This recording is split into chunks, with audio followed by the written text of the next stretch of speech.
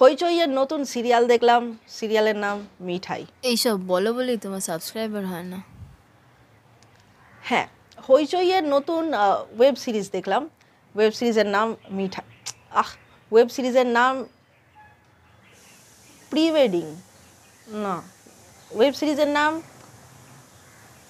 গায়ে হলুদ, না, ওয়েব সিরিজের নাম বিয়ে আইবুড়ো ভাত, ওয়েব সিরিজের নাম কাল রাত্রি। তা এই ওয়েব সিরিজের গল্প খুবই ইউনিক, মানে এটা অনেকটাই ওই হইচই ইউনিভার্সের বেশ কিছু ওয়েব সিরিজের গল্পের মতোই, মানে যেখানেও বেশ কিছু লোক একে অপরের সাথে প্রায়ই শুয়ে পড়ে। খুবই ইউনিক প্লট। তা কেন দেখবেন কাল রাত্রি? সিম্পল আনসার, চমকে ওঠার জন্য, শিউরে ওঠার জন্য। সিরিজ শুরু হতেই দেখা যায় দেবী নামের একটি মেয়ে বিয়ে করে শ্বশুর বাড়িতে আসে রায় বর্মন পরিবারে।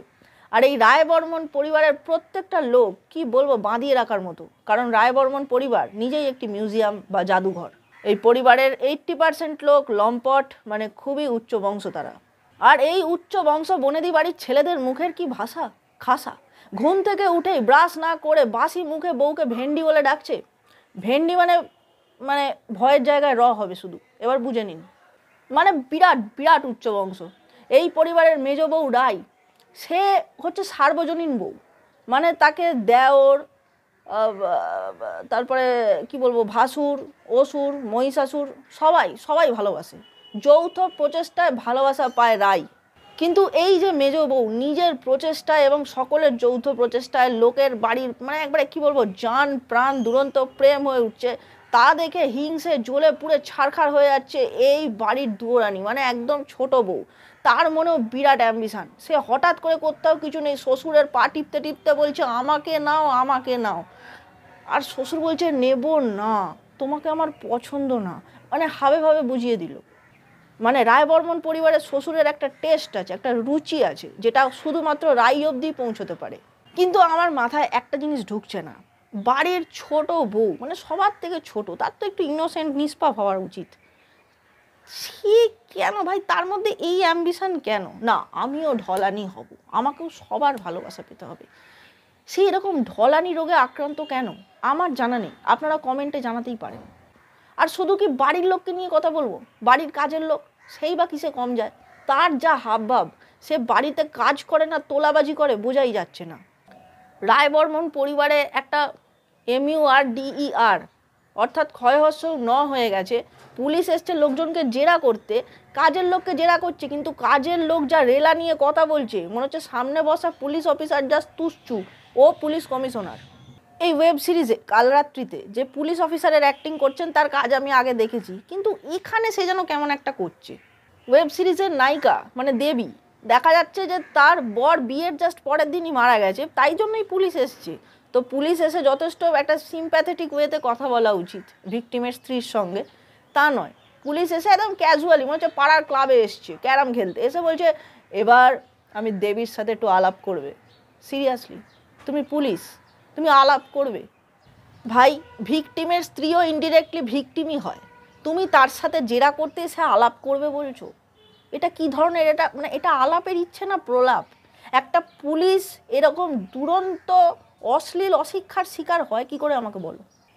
যেহেতু বাড়িতে মহিলা সাসপেক্টের সংখ্যা অনেক বেশি, তাই দেখানো হচ্ছে যে ক্রাইম সিনে একজন মহিলা পুলিশ অফিসারও উপস্থিত, কিন্তু সেই ইন্টারোগেশনের সামনে আসেই না, সে অন্য জায়গায় দাঁড়িয়ে থাকে, কি টাইম পাস করে না হোয়াটসঅ্যাপ করে কি জানি।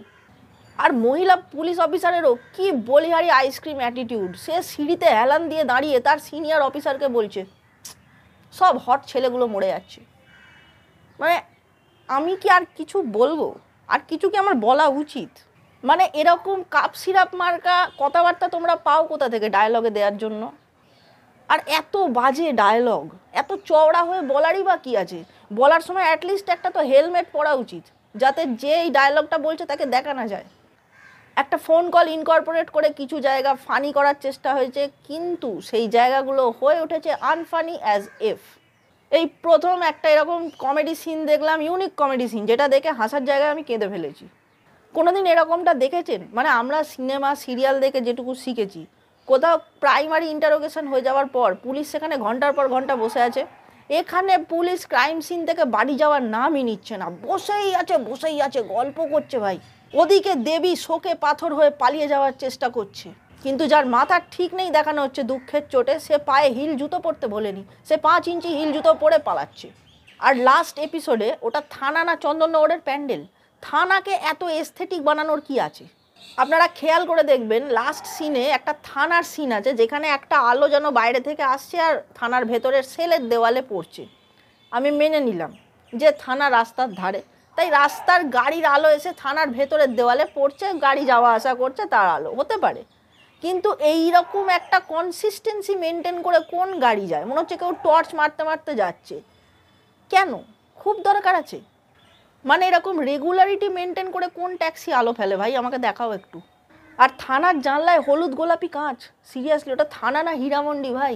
ভানসালির সেট নয় ওটা, থানা। থানা এস্থেটিক না হলেও চলে, মানে থানা একটু রিয়েলিস্টিক করাই যায়, কিন্তু মানে আপনাদের যা বাজেট তাতে একটা রিয়েলিস্টিক থানা হয়েই যায়, ইজিলি হয়ে যায়। কিন্তু না, যেহেতু গল্পটাই ওয়েব সিরিজের রিয়েলিস্টিক নয়, তাহলে থানা কেন রিয়েলিস্টিক হতে যাবে? এটাও তো একটা পয়েন্ট, এটা নিয়ে আমারই ভাবা উচিত ছিল। ঠিকই তো আপনি যদি আমাকে বলেন কাল রাত্রি একদম ছোট্ট করে পুরিয়ার মধ্যে ভরে একটা রিভিউ দাও, তাহলে আমি কি বলবো? কাল রাত্রি দেখতে বসবেন কোনো এক্সপেকটেশান ছাড়া, কারণ এক্সপেকটেশান নিয়ে তো কিছুই পাওয়া যায় না জীবনে, তো কাল রাত্রি থেকে কেনই বা পাবেন? তো যেটা বলছিলাম, হ্যাঁ, পুরিয়ার মধ্যে যদি ভরে রিভিউ দিই তাহলে আমি কি দেখাতে পারবো আপনাকে?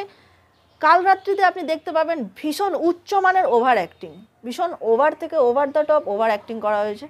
মানে এরা বিশাল একটা জমিদার বংশ, বিরাটটা কী আমি বলতে পারবো না, কিন্তু খুবই বিরাট, সব কিছু খুব বিরাট।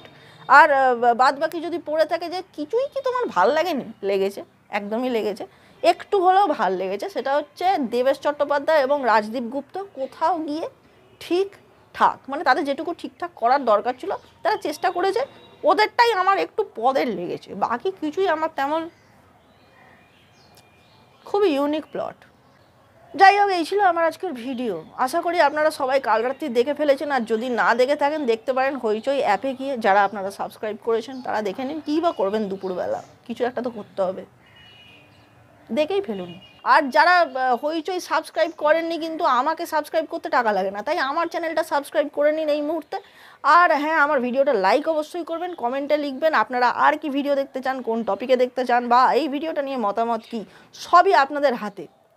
সাবস্ক্রাইব বাটনটাও আর কমেন্ট লেখার ওই আঙুলগুলো, সো আর কি, নিজের হাতের আঙুল এবং মাথার সঠিক ব্যবহার করুন, আমার চ্যানেলটা সাবস্ক্রাইব করুন। আমি এখন চলে যাচ্ছি, খুব তাড়াতাড়ি ফিরবো নতুন আরেকটা ভিডিও নিয়ে, ততক্ষণের জন্য টাটা।